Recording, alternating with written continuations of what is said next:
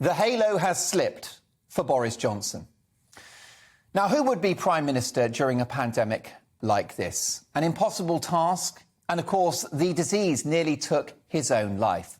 So you've got to cut the guy some slack and have some sympathy. And there's no doubt that Boris has been an election-winning machine. But he just seems to struggle with that bit in between, running the country. How can a Prime Minister with an 80-seat majority look so weak?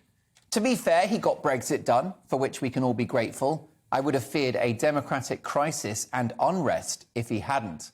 Plus the vaccine rollout and Freedom Day on the 19th of July, which was politically very brave. And if you have to lock people down, which I believe you don't, the furlough scheme was a policy triumph, saving countless jobs and businesses. But since the pandemic began, there has been a lingering feeling that Boris has been in office, but not in power. As every day goes by, he's looking more and more like Theresa May in a blonde wig. He can't sack anyone, even if they've obviously got to go, like Dominic Cummings or Matt Hancock. He lets Chris Whitty and Patrick Vallance run the country for a year and a half, even though lockdowns, the curtailment of civil liberties, hysterical borrowing and public health strategies are actually a political decision. He's got himself in a pickle over who paid for his wallpaper, which doesn't really matter to most of the British public, but it further paints a picture of a Prime Minister that is a passenger to events, not in the driving seat. Do you honestly think Margaret Thatcher would have put up with drunken parties at Number 10 and elsewhere when the rest of the country was in lockdown? I don't think so. So either he and his team have blatantly ignored the rules that he was forcing on the rest of us, showing utter contempt, or perhaps he didn't know what was happening on his watch and he's oblivious to the behaviour of those under him. Either scenario is not befitting of a Prime Minister. It's hard to know what's worse. Boris broke the rules, or he just didn't know what was going on. Then there's the overnight conversion to the environmental cause, with a hellishly expensive and scientifically debatable target of net zero by Tuesday of next week, whilst countries like India, Brazil, the USA and China pollute like it's going out of fashion.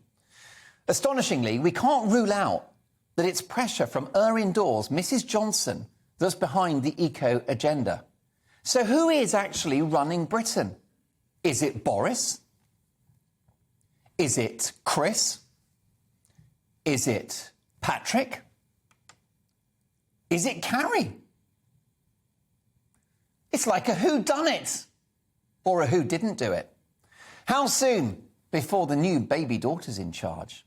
Now, your spouse and advisors will always have a bit of influence, and I'm all for cleaning up the planet. Who doesn't want a healthy world to pass on to the next generation? And who doesn't want clean air? Plus, green technology is a huge economic opportunity for this country, and we're really good at it. But the eco agenda feels hurried, uncosted, and no one voted for it.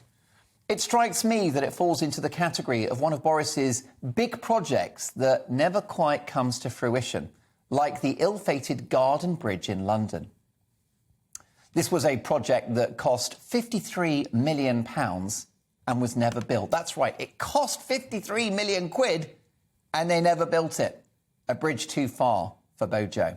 What about the tunnel between Scotland and Northern Ireland? Lovely part of the country, of course, and the idea was to dig a tunnel between our two great chunks of land, but coming in at an eye-popping 15 billion quid. Boris has always had expensive taste. Speaking of tunnels, Boris is digging at the moment, and the hole is getting deeper. One self-inflicted disaster after another. No wonder backbenchers are losing faith. Last night's by-election result was a bad nosebleed, but nothing compared to the kicking given to him by his own backbenchers on Tuesday in the vote for Plan B COVID measures. Almost 100 brave Tories, 8 heroic Labour MPs, the Lib Dems and Jeremy Corbyn rightly voted against needless and scientifically unproven COVID passports, masks and work-from-home orders. The human and economic damage from these measures will be massive, and a Conservative estimate suggests that this just-in-case policy will cost the economy a further 18 billion quid, not to mention collapsed businesses and more wrecked lives. All for a variant of COVID-19, Omicron, which appears to be milder than the Songs of Praise Christmas party. The woman who discovered the Omicron variant, Dr. Angelique Coetzee, head of South Africa's Medical Association, believes the Omicron COVID variant can actually help us out of the pandemic. She told Dan Wootton on this channel that the majority of your people are going to get Omicron. Do they need to panic? No, please don't. Her words, not mine. The problem with this endless political soap opera around Boris is that it's a distraction from the things that really matter to you. Inflation is at over 5%, which destroys the value of the pound in your pocket and sees the price of petrol, central heating and food go through the roof. We're currently in a shocking cost of living crisis, and this group of politicians are just too distracted, or they don't care. Boris and his partner in crime, the Deputy Prime Minister, Sir Keir Starmer, are obsessed with COVID. Even Omicron, which based on South African data, was clearly less of a threat, and we've known that for weeks. These two men have formed the Coalition from Hell, giving us COVID passports, for which in Wales and Scotland there is no evidence of effectiveness. And of course masks, which I'll be dealing with in a special Big Opinion tomorrow night. So Wales's First Minister, Mark Drakeford, who it's rumoured wanted to cancel Christmas altogether, has, after months of masks and vaccine passports, just closed nightclubs. That's right, he's just closed nightclubs. What a shame, because he himself is such a great mover. There he is in the middle, shaking some moves, throwing those hips around. He's nimble-footed. Look at that. The man has a sort of Latin rhythm.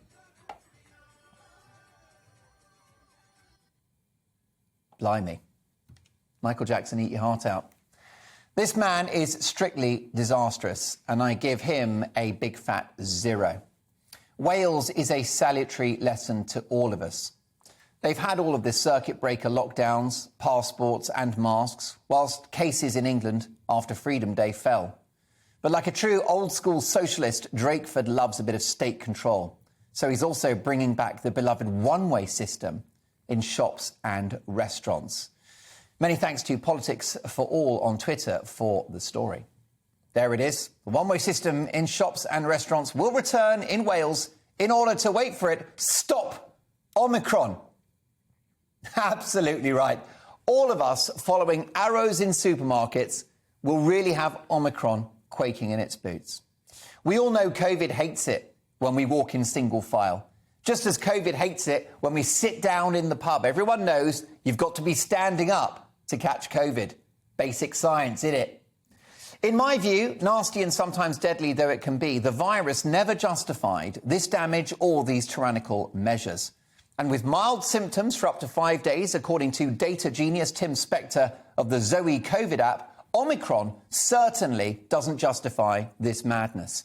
In fact, the Metro have kindly outlined the main 5 symptoms of Omicron, and here they are.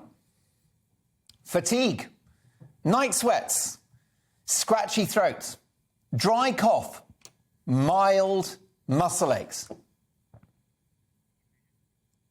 Eh? Is it just me, or is that a cold?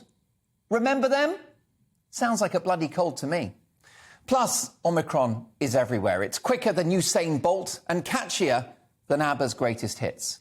If it does push the NHS over the edge, that's not the work of the virus, that's the NHS itself, which has been on the verge of collapse for years. The people in the NHS are heroes, the very best of us. Everyone's got a story about the NHS, but the organisation is failing. COVID is the straw that broke the camel's back. But the camel's legs have been wobbling for decades. And yet still thousands of frontline medical workers are self-isolating at the insistence of management because they've been in contact with someone that got Omicron. I say, if you haven't got symptoms, get back to work and save lives. I know that if I worked in the NHS, I would have ignored the ping from day one. if I didn't have symptoms. And many brave doctors and nurses did exactly that. They ignored the ping because they knew that if they hadn't, lives would have been lost. All too often, NHS workers, doctors, nurses, surgeons have been sat at home doing nothing during the pandemic, often symptom-free, as the waiting list for far more serious illnesses like cancer swells. Now, you can play the blame game all you like, but the buck stops at the top. All of this chaos, self-inflicted damage and expense is happening on the watch of Boris Johnson, and he's asleep at the wheel. I think the blonde bombshell has until the May local elections next year to prove that he can do more with power than just win it. Boris is fast running out of time and friends. The message is clear. Boris needs to be more Boris. Bojo is no Joe without his mojo.